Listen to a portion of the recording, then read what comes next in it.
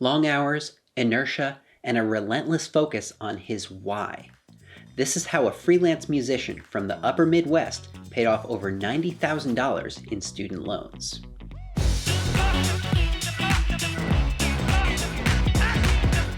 Hello and welcome to Practical Personal Finance, where you get the information you need to understand and succeed with money. I'm Andrew Shear, and today I'll be joined for a conversation with Robert Johnson. Robert is a freelance musician from Traverse City, Michigan. He did his undergrad at Central Michigan University and his master's and doctorate at Michigan State. Robert's been playing music for over 20 years, and when he doesn't have his hands on a string instrument, he enjoys reading books that explore economics from a historical perspective. And now, without any further delay, here's my conversation with Robert Johnson.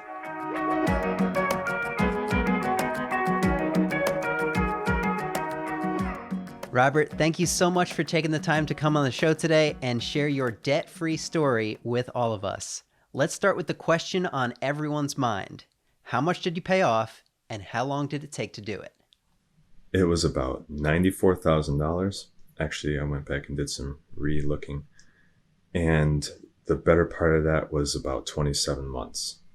Wow. So a little over 2 years. Yeah. What are the different types of debt that you had? Was it all student loans, or were there different types of debt in there?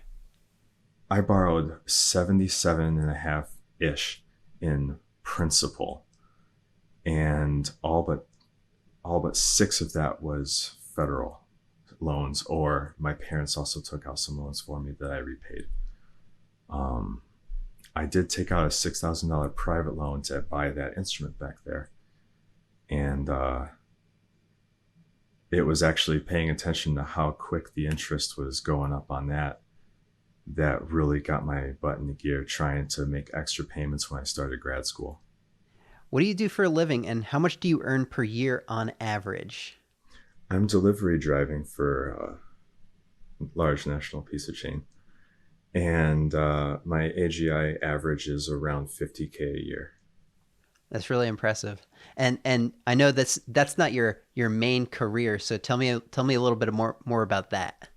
Yeah, so I trained in music. I'm a double bassist. You can see the instrument behind me. I teach double bass. I play in the orchestra. And I'm also training in Lou theory, that was my doctoral work, and that's the making and repair of string instruments. So what did your income look like at the beginning of your debt-free journey versus now at the end? It was super rough. I was playing in, probably half a dozen orchestras with some other side hustles, and I was doing really well if I made $15,000 to $20,000 a year. I was doing everything I could to just put a little bit into the debt, and it wasn't really working. And now, I can afford to be broke again if it happens. Take me through what your monthly budget looks like. What are some of the biggest line items, and how much are you spending in those areas? Yeah, so I'm spending about, I budget $550 a month for rent. That's $450 plus utilities. A skeletal idea of what you can expect to spend on the other stuff. I budget about $125 a week for miscellaneous spending. So, a couple tanks of gas, some groceries. And that's about it. I pay my car insurance lump sum every 6 months, saves you, several $100 a year. And I've got 2 vehicles, so that is something in the neighborhood of about $150 a month. Awesome. So what kind of living situation do you have where the rent is $450? Because I know that's a low number, and a lot of people might be hearing that, elsewhere in the country and thinking, wow, how is rent so cheap? Well, that's part of the benefit of living in the Midwest. I'm currently in Red Wing, Minnesota, and even though the rental market here is not the greatest, I have a couple of roommates in our apartment building. It's a nice spot, and can't really do that without roommates. That's very true. I remember when I was working on my debt-free journey for a time, I had some roommates as well, and the rent was low as a result. And I know you mentioned you're spending around 125 a week on a couple tanks of gas and some groceries. So are you doing most of your cooking at home, or are you going out to eat, or what's your situation with food? Yeah, the majority of my eating is definitely eating in meal prep. Um, but I also don't sweat. If I want to hit the dollar menu at McDonald's once or twice a week, that's not the end of the world. I figure I'm already doing 70 plus hours, 60 plus hours a week doing this thing. I'm not going to beat myself up over $20 a month. So tell me about your transportation situation. How are you getting around? Because I know you mentioned you have a couple cars. Yeah, so I learned about a year into delivery driving that job security was a lot easier when you had a second vehicle. So I bought a little beater, started doing that. Um, and actually, when the pandemic started, and I decided to stick around one more year here, I'm sure we'll get into that. Um, I decided to invest. I upgraded, bought my first decent, low mileage, newer vehicle, got myself a Prius for freelancing. But the vast majority of miles are on the delivery vehicle. Awesome. So what's been the most difficult part about paying off your student loans? I thought long and hard about this one. And honestly, it was the day in and day out. It really was. It was pretty torturous. It was lonely, and it was really hard watching all my friends, all my colleagues, like they're still performing, and I'm not. But you know, the only way out is through. What have you learned about yourself from going through this process? I'm actually surprised to have a really good answer for this. I definitely learned that I'm a creature of inertia. I'm reminded of an Anthony Bourdain quote where he was talking about how there's a guy inside of him that would just smoke pot and eat chips all day if he let him. And I'm totally that guy if I don't keep myself going. But then once you're in something, it wasn't hard to sustain this once I actually committed to starting. Are there any income boosting strategies you would recommend to the audience, people listening? I didn't find it terribly useful to look for much in the way of income boosting with the hours I was putting in and what I was doing. A lot of people say do delivery driving as a side hustle, and I appreciate that. But I focus mostly on expense reduction. All right, so tell me about those expense reduction strategies.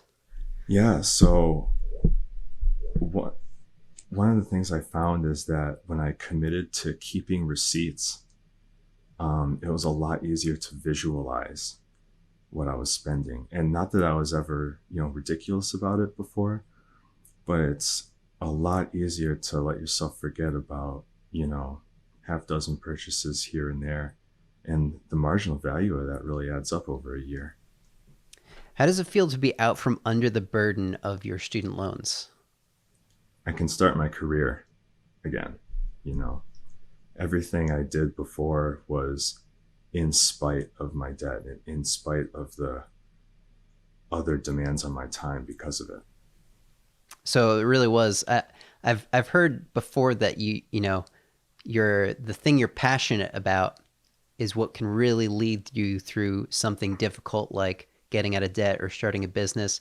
It's got to be, that why that you have behind it. And it sounds like for you, you really had that why because you were like, as if I can get rid of this debt, if I can accomplish this, I'll be able to start playing music again more regularly. And I know you said it earlier, you can afford to be broke again. Yeah, absolutely. If you don't mind, I just want to share something. So my doctoral work was in Lutherie, and what I did was I wrote a curriculum to teach basic string repair to music education majors, which is shockingly something that doesn't exist already. I mean, there are all kinds of jargony things we can get into, but um, and I just knew I wasn't going to be able to afford to do that the right way without being done with the debt, even if that meant not being a musician for the better part of 4 years. Are you doing anything special or buying yourself something cool to celebrate? Just right now, just being able to move home, visit some friends, um, plague concerns aside, um, that's the big celebration. Just being able to do what I want to do again. My mom's a blackjack player. Maybe I'll take her to the casino. So, what are your thoughts on student loan debt and interest on federal student loans in general? Yeah, there's been a lot of conversation about student loan reform and student loan forgiveness and things like that. And while I certainly wouldn't mind if I would love to see significant student loan forgiveness, even though I'm not going to benefit from it. Life isn't a hazing ritual. I'm also sympathetic to the argument that student loan forgiveness is a giveaway to, already educated people with ostensibly higher earning potentials. So I really wish that I would see more conversation or hear more conversation, in the Capitol about interest reduction. And I feel really strongly that we should be calling these 6.8% and varying interest rates on student loans usurious. That's what they are. I think most people would not have a significant problem paying down even pretty extreme debts at interest rates of 1% to 2%, which is, I think, pretty achievable if we're not subcontracting loan origination and servicing to these other entities. That's an easily nationalizable service. No one's looking for a handout. They just want to be able to tread water and eventually get back to shore. Last but not least, if you could go back to when you first began this journey and tell yourself one thing, what would it be? Just that, it is still worth it. Especially at the beginning, it was so hard to just put little bits in and, see so little return.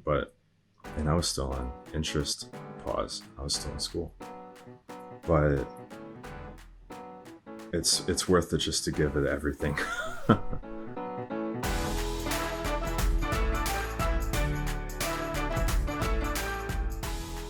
I want to thank my friend Robert Johnson for taking the time to tell me about his debt-free journey. I think one of the most important things Robert said during his interview, and has really stuck with me, is the idea that life is not a hazing ritual, and that if more people could be free from the burden of student loan debt, they'd be able to contribute to their communities in bigger and better ways. Have you recently become debt-free and would like to share your story? Leave a comment down below or shoot me a message on Instagram. If you enjoyed Robert's story, maybe you'll enjoy mine as well. Click right here to learn about how I paid off over $175,000 in student loan debt in less than 2.5 years. And for more debt-free stories just like this one, click right here to become a subscriber. As always, thanks for watching. I'm Andrew Scheer, and I'll see you next time.